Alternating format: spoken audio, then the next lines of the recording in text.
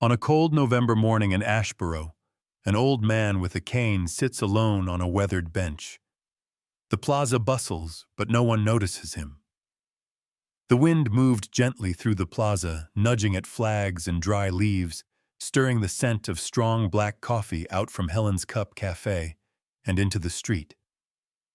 Across the glass window behind a vase of plastic sunflowers, a young girl pressed her cheek to the cool surface and watched the man with quiet focus. The man's name was Elias Monroe. He had walked from the edge of town just after sunrise, coat buttoned up to the neck, boots worn but clean, and the cane a solid oak length of wood that bore decades of polish and weathering clicked softly against the brick pavement. With each step, he chose the same bench he always did, the one just beneath the veteran memorial flagpole, and eased himself down with the deliberation of someone used to working around old joints. Elias didn't talk much, didn't need to. He reached into his pocket and pulled out a crust of bread he'd saved from breakfast, crumbling it into his palm and tossing it near his feet. Sparrows flitted in quickly, tiny beaks tapping the pavement. His eyes followed them absently, then lifted toward the gray sky, the flag overhead, flapping with a proud, weathered rhythm. From inside the cafe, Helen Tucker poured a cup of black coffee, no cream, no sugar, into a ceramic mug marked with a faded "Vets Drink Free" sticker. She set it on a small tray with a biscuit still warm from the oven, slid a paper napkin under the plate, and handed it off to a teenage barista. "Don't forget to take it out to Mr. Monroe," Helen said. The boy wrinkled his nose, the guy on the bench. "He kinda gives me the creeps. Just stares at stuff," Helen arched a brow. "He's served more years than you've had birthdays." "You just take the tray." Parker, out in the plaza, Sophie Martinez had her colored pencils out again. From her spot at the corner table, she could see Elias clearly through the window, how he sat without shifting, how he seemed almost carved into the wood and stone. She drew him often, but never the same way twice. Sometimes he looked sad, sometimes peaceful, sometimes like he was waiting for something. This morning she added a small cluster of birds at his feet and carefully outlined his cane. Daniela slid into the booth across from her with a to-go cup in one hand and a grocery bag in the other. She leaned over to glance at the drawing. "He's there again?" she asked, not surprised. Sophie nodded. "He always is. Why does nobody talk to him?" Daniela stirred her coffee with the plastic lid. "Some folks, they don't need to talk. Last winter when my car wouldn't start, he pushed it out of the ice for me. Didn't say a word, just tipped his head and walked off." Sophie blinked. "Really?" Daniela smiled faintly. "He's not strange, baby. He's just quiet." Outside, Elias took his first sip of the coffee Parker had placed next to him. It was hot and bitter, exactly as he liked it. He wrapped his fingers around the mug and let the warmth settle into his hands. A breeze lifted the hem of his coat as a school bus rumbled by. The plaza filled slowly. Mothers with strollers, older men reading the paper on benches, dogs tugging at leashes. A trio of teenagers sauntered by, backpacks slung over one shoulder, eyes glued to their phones. One of them, Caleb, glanced up and smirked. "Hey, look, it's Museum Man," he muttered. His friend, Ryan, laughed. "I swear, I've seen wax statues more animated." They didn't slow, didn't even glance back as they walked on, but Sophie had heard them, so had Helen, who was wiping down the counter and stilled her hand mid-swipe. Elias didn't move. His eyes followed a passing veteran flag being carried by an ROTC cadet, and he tipped his cane ever so slightly in its direction, a motion so subtle it might have been mistaken for a tremor, if not for the certainty in it. Inside, the AM radio switched from a dulled local news segment to a crooner's rendition of "Fly Me to the Moon." Sophie hummed along under her breath. She looked up again, in time to see one of the boys stop, point toward Elias's cane, and snort. "That thing belong in an antique shop," he said loud enough to carry across the bricks. Helen stiffened behind the counter, the dish rag clutched in her hand. Parker glanced up from the pastry case and looked uncertain. Sophie looked to her mother, eyes wide. Why are they laughing at someone who's just sitting?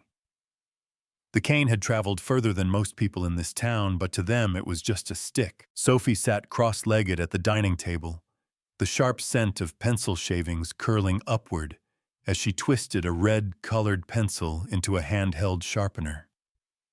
Outside, the sky hung low and gray, and raindrops clung to the corners of the windows like hesitant thoughts.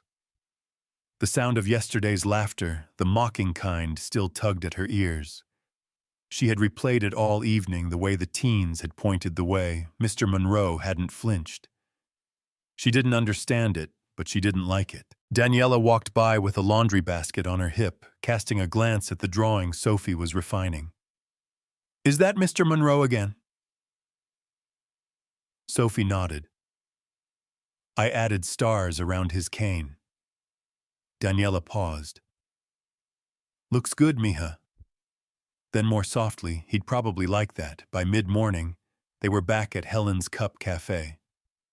The plaza looked softer beneath a cloudy sheen. Veterans Day flyers flapped from lampposts, their tape corners loosening. Across the square, the high school band ran slow scales on brass horns, out of sync and out of tune. Inside, Helen was already behind the counter, stirring cocoa in a silver pot. A fresh batch of biscuits cooled on wire racks.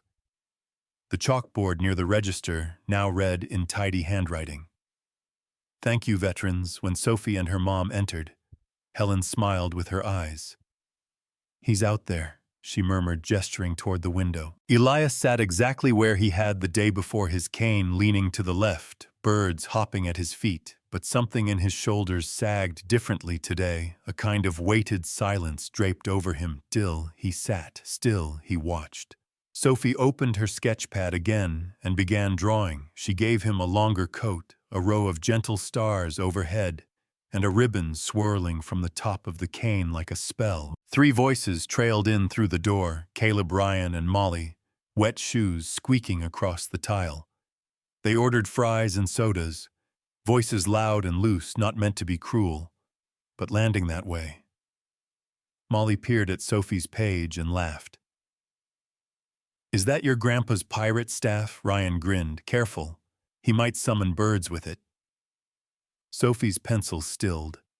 Helen, drying a mug, paused but didn't turn. "Don't mind them," Daniela said under her breath. Helen brought out a tray with Elias's regular black coffee and a butter biscuit. She handed it to Parker with a whisper Wofi couldn't hear. When the boy stepped outside and set it down on the bench beside Elias, he hesitated a second longer than usual, then walked off. Helen returned to the counter and scribbled something on a napkin. She folded it with one practiced hand and added it to a small paper bag. "Just a little gesture," she murmured. Sophie later peeked inside. A biscuit warm, and the napkin had a tiny red heart drawn in one corner. "Do you know him?" Sophie asked Helen that afternoon, voice small but curious. Helen looked out the window. Elias had just bent down to stroke a stray dog that had limped into the plaza, shivering and damp. People around him avoided the animal. But not Elias, Helen nodded. "More than most do."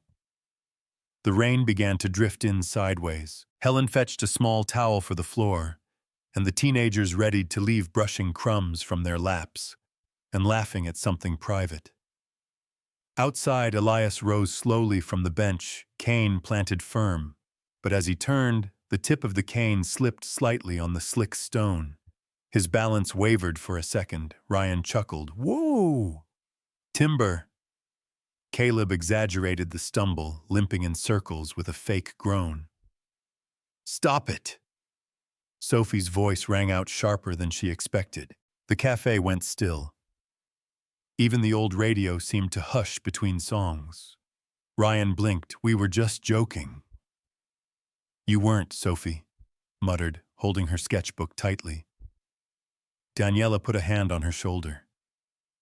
Helen said nothing, but her hands tightened around a wet towel. That evening, the rain eased into a soft mist, and the lights in the plaza came on early. Sophie sat at home, scissors in hand, cutting a length of yellow ribbon from her craft drawer. She wound it carefully, folding the edges just so, then tucked it into her pencil case. It wasn't for a drawing, not this time. At the cafe, Helen wiped down the counter and stared at the old photograph taped behind the tip jar.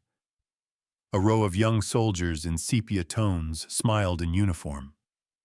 At the end of the line, barely visible, Elias stood with his head tilted, half in shadow, half in sun. She turned to her laptop and opened an old browser. It took 3 tries to remember the password. Then, in a veterans Facebook group with fewer than 100 members, she began to type. Anyone still remember Elias Monroe? He's still here by the next morning. Helen's post had over 700 shares. By noon, it hit 3,000. The cafe door swung open with its familiar chime, letting in a gust of cool air and the scent of damp leaves. Helen barely looked up from the stack of printed Facebook comments she was laying out on the bulletin board beside the counter. The ink was still warm. She pressed each page flat with the heel of her palm, smoothing out the curling edges, her lips pursed in quiet disbelief. He gave me a lift in '79 when my truck broke down. That man paid for my coffee every Thursday in college and never told me why. I don't remember his name, but I remember his silence. It meant something. The board filled quickly. By the register, Parker had started taping little flags made of paper next to each printout.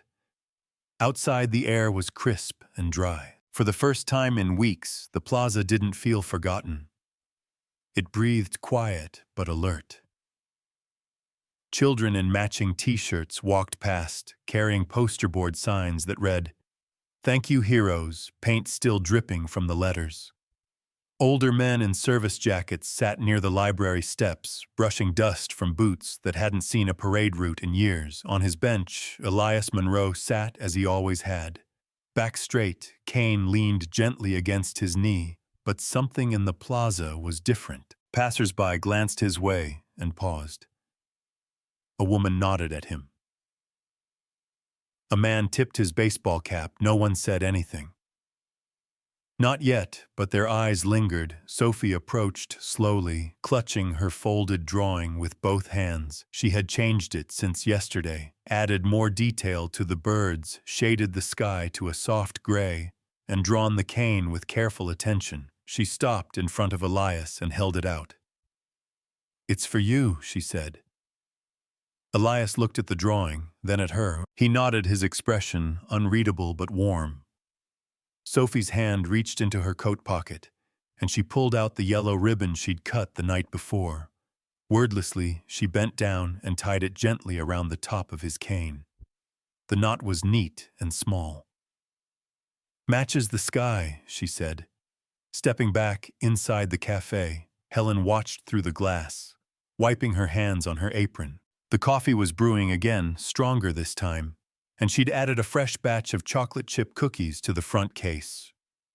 She glanced at the list of Facebook notifications still pinging across her phone and let out a low whistle. Then she turned to Parker. "Bring out the good mugs," she said. "Feels like today needs ceramic." Caleb stood awkwardly near the cafe door, phone in hand. He didn't speak, just stared at the board of posts. His eyes paused on one that read, "He once fixed my taillight for free. Didn't even say goodbye." Then he looked out at Elias. "I didn't know," he muttered. Helen didn't respond. She simply poured another cup of coffee and slid it toward a waiting veteran. At the edge of the plaza, a dark sedan pulled up. It was clean, unmarked except for a small government plate low on the bumper. The door opened, and a tall man in uniform stepped out. His coat was pressed shoes, polished ribbons lined with precise symmetry. He paused for a moment, scanning the scene before making his way across the street and into City Hall.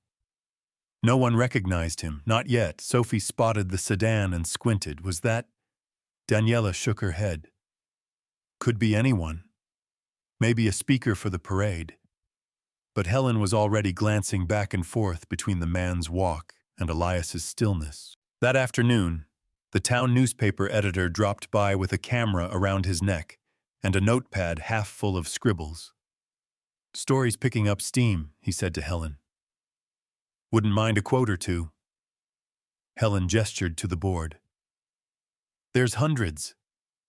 "That's the thing," he said. "Nobody wrote about this guy before. Now everyone's got a story."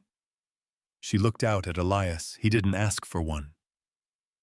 As the sky turned gold at the edges and the air grew sharper, the plaza began to empty. Folding chairs were being stacked, flags carefully rolled up for tomorrow's event. Sophie lingered longer than usual. Reluctant to leave, she stared at her drawing, now pinned beside the cafe's veterans wall, the paper slightly warped from the moisture in her hands. Elias still sat on his bench. The birds were gone, the wind picking up. But he remained eyes forward still. Just before sunset, a boy approached. Sophie recognized him. It was Caleb. He wasn't laughing now. In his hands, he carried a red thermos and a small folded piece of paper. He walked slowly to the bench, knelt slightly, and placed both items beside Elias. The thermos clicked against the stone. The boy stood, nodded once, and walked away without saying a word. Helen looked out the window and murmured, "Tomorrow. It won't be just us, the parade hasn't started, but the plaza is packed." People wait for something, though. They don't know what. A clear November sun glinted off brass instruments and flagpoles as the town of Ashboro stirred in quiet anticipation. Rows of folding chairs stretched out across the plaza, their metal frames cold to the touch, arranged carefully by the American Legion team, oldest veterans near the front, younger families toward the back. Military banners rippled on lines overhead, and folding tables offered trays of donuts, warm cider in tall thermoses, and handwritten signs that read, "Welcome home always." Helen moved briskly between a table and the cafe door, balancing a tray of hot mugs and nodding thanks to anyone who stopped to help. A second pot of coffee brewed behind the counter. She'd started it before dawn. Sophie stood near the stage, bundled in a knitted sweater, her cheeks pink in the cold. In her hands she held a sign made with care. "Thank you, Mr. Monroe." She glanced toward the bench across the plaza. The cane was there already, upright, steady. Elias had arrived before most people, freshly shaved, dressed in a clean brown coat, buttoned to the collar. He sat quietly, one leg crossed over the other, hands folded atop the cane. At 10:06 a.m., a black government sedan eased up to the edge of the plaza. The driver stepped out and opened the back door. From it emerged a tall man in full-dress uniform, General Logan Monroe, chest heavy with ribbons, posture sharp as his collar. His boots clicked against the stone as he moved deliberately across the square. People turned. Conversations slowed. He crossed in front of the stage without a glance, bypassed the mayor, the city council, and the podium, walking instead toward the bench. The hush spread like a ripple. Elias didn't rise. He didn't need to. His cane rested between them, topped now with two ribbons, Sophie's yellow one tied in a neat loop near the handle, and a new blue ribbon that glinted with a metal pin, added that morning by someone unknown. Logan stopped in front of him. The brass band fell silent. "That's my father's," he said, pointing to the cane. He earned every scratch on it. A collective breath held across the crowd. Murmurs began, soft, confused. The teenagers who had once laughed at the stick stood frozen by the cider table. He carried it through Korea. Logan continued, turning to face the plaza, through training camps, through towns where no one clapped when he passed, through a roadside fire in the summer of '79, where he pulled a medic me from a burning jeep using just that cane. Elias remained silent, but his hands still folded, tightened slightly. "He never asked for thanks," Logan said, "and that's exactly why he deserves it." A pause, Then in front of hundreds of gathered townsfolk, General Logan Monroe stood at attention and saluted his father. Helen dropped her dish towel hand covering her mouth. The mayor adjusted his glasses, stepped forward, and raised his own salute. The brass band leader followed horn, held flat against his chest, and then it spread. Veterans in the front row rose stiffly. Children mimicked what they saw. A man in the back wiped his eyes and raised a paper flag. The sound of camera shutters clicked like rain on pavement. After a moment, Logan stepped closer, lowered his salute, and bent just enough to speak to his father, though no one heard what he said. Elias simply nodded, the faintest glimmer softening his eyes. The two ribbons fluttered in unison as a breeze wound through the plaza. A local reporter whispered into her phone, "You're going to want to get here now." Behind the chairs, the teenagers stood, pale mouths closed, hands buried in jacket pockets. Ryan nudged Caleb, who didn't move. At the edge of the crowd, Logan turned and gestured to the town photographer. "I'd like a photo here," he said. "For the Veterans Hall." The photographer moved quickly, careful not to intrude. The crowd began to shift again, murmurs picking up, some amazed, some ashamed, all moved. Then quietly the crowd parted. An old woman with silver hair and a walking cane of her own stepped forward. She moved slowly, but with purpose, her eyes fixed on Elias. Reaching the bench, she placed one hand gently on the wood beside him and said, "We never knew, I'm so sorry." Heroes don't always shout, sometimes they just sit until someone chooses to sit beside them. Inside Helen's cafe, the soft hum of conversation mixed with the aroma of cinnamon rolls and morning news on the AM radio. The photograph of General Monroe saluting his father now hung beside the register, framed in dark walnut. Just to its right, Sophie's drawing had been mounted under glass, a colored pencil scene of an old man on a bench, surrounded by golden birds and stars. Beneath both images, the bulletin board overflowed with folded notes, printed comments, and taped drawings signed by first names in crayon. Elias sat by the window, a local paper folded neatly in his hands, his cane resting close, the ribbons still tied. The yellow one had frayed slightly, but Sophie refused to replace it. "That's part of the story," now she'd said. He was more present these days. When someone nodded, he nodded back. When a child said hello, he smiled. Sometimes he even asked Helen for a refill. The weather had turned damp, and the trees that once held bursts of orange and gold now stood mostly bare, their limbs clawing softly at gray skies. Outside, the sidewalk wore a scattered coat of leaves, and wind gusts rattled old flagpoles. Gently, Caleb stood near the counter, shifting from foot to foot, eyes darting from the memory corner to Helen. "Do you think—" He paused. "Do you think he'd be okay if I started something at school like a project about local veterans?" Helen raised an eyebrow, then softened. "If you mean a real one, not a class assignment you forget in your locker, then yes. He'd be more than okay." Caleb looked down. "I didn't get it before, but I think I do now." A group of older men regulars who once sat in silence now chatted openly near the fireplace. One leaned back in his chair, chuckling. "I remember when a cup of coffee here was a quarter," he said, lifting his mug, came with 2 sugars and a nod from the guy behind the counter. "Bet it you can't get either of those for a quarter now," another replied. Helen smirked from behind the bar. "You can still get the nod." Later that day, Sophie pulled a fresh sheet of lined paper from her notebook. Across the top, she carefully wrote the title, "The Bench That Waited." Her essay began with a simple sentence. "We thought he was just sitting. Turns out he was holding the weight of 100 stories." In the back corner of the cafe, a small easel displayed children's artwork. Each piece titled "Quiet Heroes." Some showed soldiers, others grandfathers with wrinkled eyes. One simply depicted a cane leaning against a bench. Daniela arrived just before noon, balancing a pie tin under her arm and a soft smile on her lips. "Pumpkin," she said, placing it on the counter. "Martha's recipe.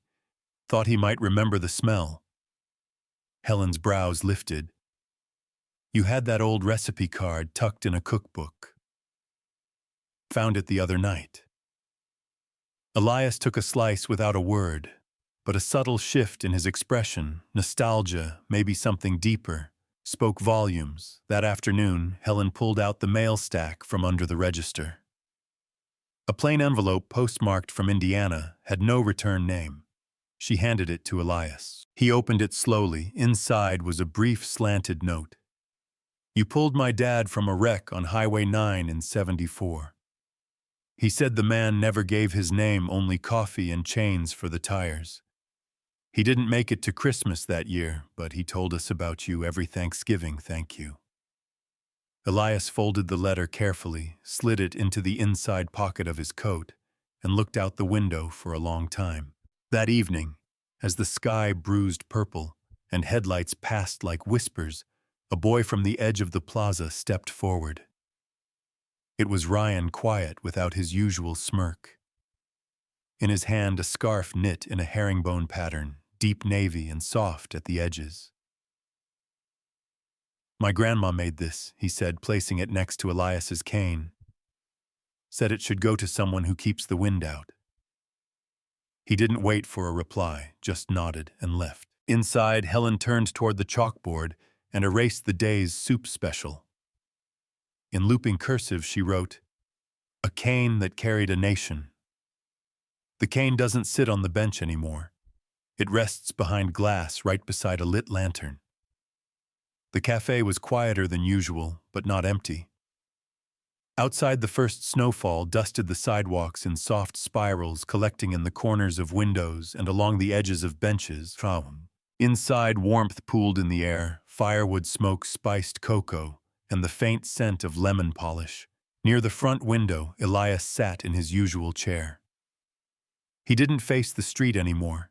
He faced inward toward the wooden case now standing beside the register. Inside it, angled under soft light, rested his cane, polished gently, but still etched with time, the yellow and blue ribbons preserved beneath a pane of clear glass. Just below, a small plaque read, "He never asked for honor, but we gave it anyway." On the shelf beside the case, a lantern glowed quietly. Its curved glass and brass top matched an older design, the kind not sold anymore.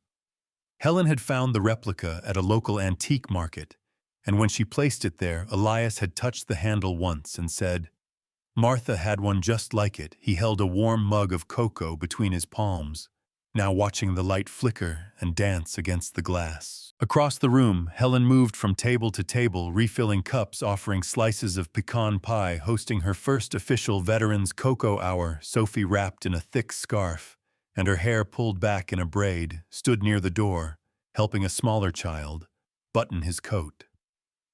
Outside, a children's choir had gathered beneath the cafe awning. Their voices, slightly uneven but full of heart, rose into the chilly evening. "This land is your land.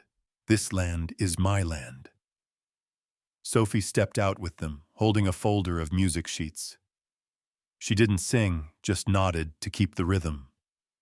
In the crowd, neighbors clapped along gently, some holding thermoses, others just standing with hands tucked in pockets, watching. Inside, Elias set down his mug and picked up the notebook that had been left for him earlier that morning. Its cover was plain, navy blue with a single embossed title, "For the Stories You Haven't Told Yet." He flipped through the first few blank pages, then paused as a small card slipped loose from between them. Sophie's handwriting danced across the paper. "You were never invisible, I just hadn't opened my eyes yet." He read it twice, then tucked it carefully back into the notebook's front pocket on the counter. Helen was pinning up new postcards, messages written by veterans, visitors, and even a couple of former students from nearby towns. Some had stories. Others simply said, "Thank you for staying." At the edge of the cafe, Sophie re-entered, cheeks flushed, and walked directly to Elias's table. Ready, Grandpa Eli? He nodded slowly, then reached for her hand. They walked to the memory corner together. Sophie stood still as he traced his fingers along the curve of the cane beneath the glass. He didn't say anything. He didn't need to. Near the door, Helen hung a small wooden sign with a burned-in inscription. Quiet doesn't mean forgotten. The bell above the door jingled gently as a few late guests entered. The radio in the corner began to play a holiday tune, soft and familiar. Later that night, as the cafe emptied and the snow deepened outside, Helen flipped the lights low and adjusted the lantern beside the cane.